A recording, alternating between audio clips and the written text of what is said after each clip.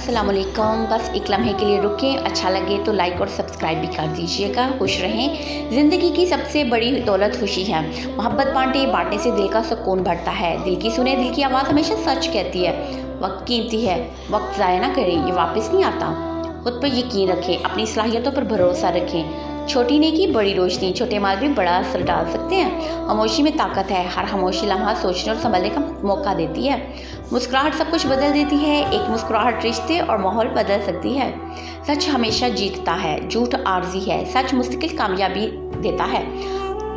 कल की फिक्र छोड़ो, बेकार की फिक्र दिल को बोझ देती है। दिल से जियो, जिंदगी दिल की सुनते हुए गुजारो, सिर्फ दिमाग से नहीं।